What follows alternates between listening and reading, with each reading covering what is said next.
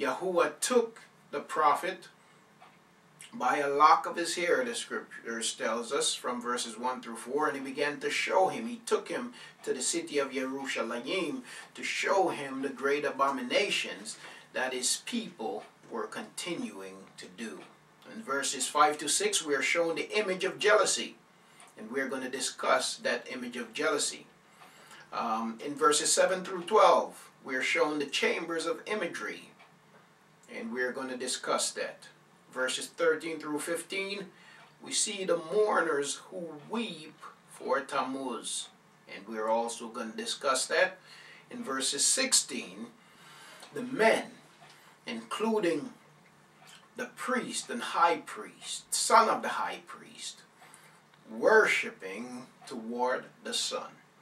In verses 17 through 18, we see where Yahuah expresses is distraught with the people for their wicked ways, their stiff-neckedness, and he warned that judgment will come upon the house of Yehudah.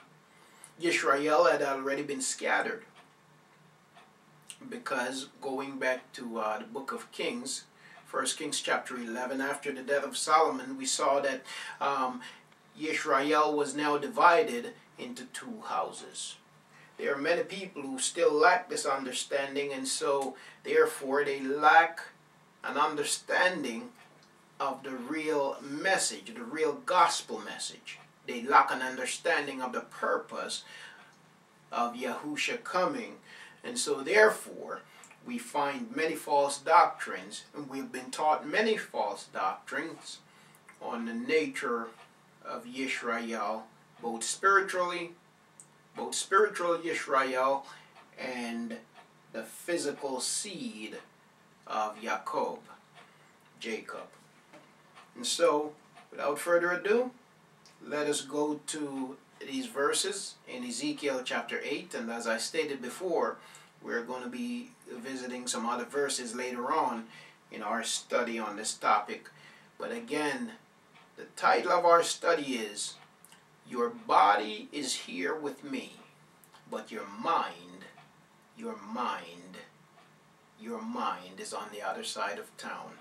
Title taken from a popular old song, but I believe it truly speaks to where Yisrael is, the people of Yah are in this day. There are many people in church who they get in church on Sunday mornings and they clap their hands and they're singing and they're praising, and they would like to think that they are praising the Most High, when in effect all it is sun worship. They're worshiping the sun. It is no different today than it was back then at this time when the vision was given to Ezekiel. So let's go back now to Ezekiel chapter 8, and we're going to begin at verse 1. And it reads, And it came to pass in the 6th year, in the 6th month, in the 5th day of the month, as I sat in mine house, and the elders of Yehudah sat before me, that the hand of Adonai Yahuah fell there upon me. Now I want to pause here in verse 1, and I want to point out some important information. Here we see that Ezekiel is in captivity in Babylon. Initially, when he first got to Babylon, Ezekiel did not live in a house. He was not welcomed by the people.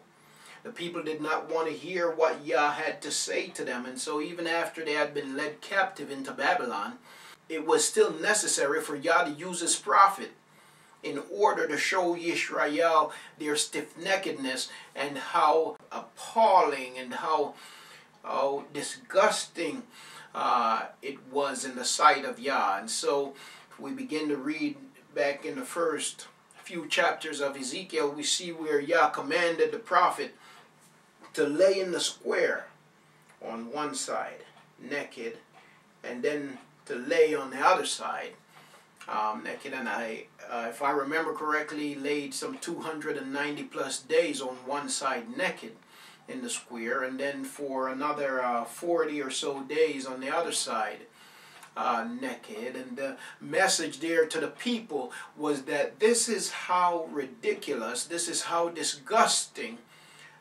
you are in my sight, because you refuse to live by my laws, you refuse to live by my commands, and so you continue to trample them, and you continue to live as a people lawless. And so this is how you look in my sight. People did not want to hear that message, and so Ezekiel was not welcomed. He also told the prophet to cook his food using human dung. And so the prophet begged of Yah that he said, listen, I will do whatever you ask me to do, but this is a bit much. He said, not human dung, because I will not let anything unclean touch my lips. And so Yah made some, told him to use some form of animal dung. I forget the details there.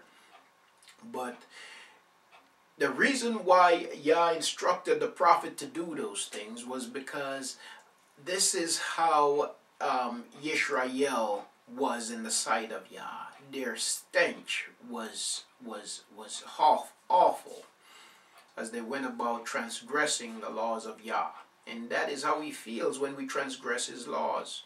And so we read even in Yahuah chapter 8 and verse 20 or 22, he said that for those who neglect his Torah, for those who neglect his law, he said that they walk in darkness, there is no light in them, meaning that they are lost. So for all the people who go to church on Sunday morning, and they're talking about their praying and their fasting, and that God is answering their prayers, number one, the title God does not apply to Yahuah, and we'll get into that study at another time.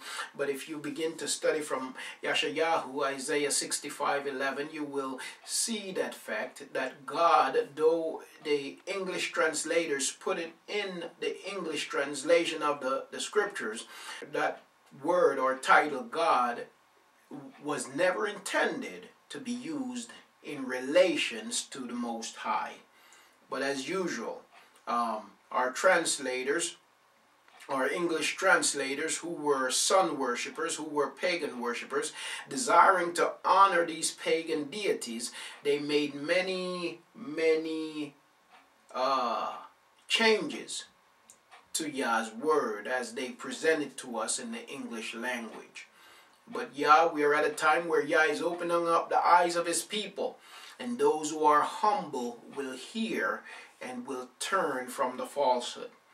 And so here we see Ezekiel now. He had been elevated from a place of homelessness, and he is sitting in his house. And not only is he sitting in his house, but we see, it says here, that the elders of Yehuda also sat before him. This is all in verse 1 of Ezekiel chapter 8. And so there was a time when the elders of Yehuda would not seek counsel from the prophet.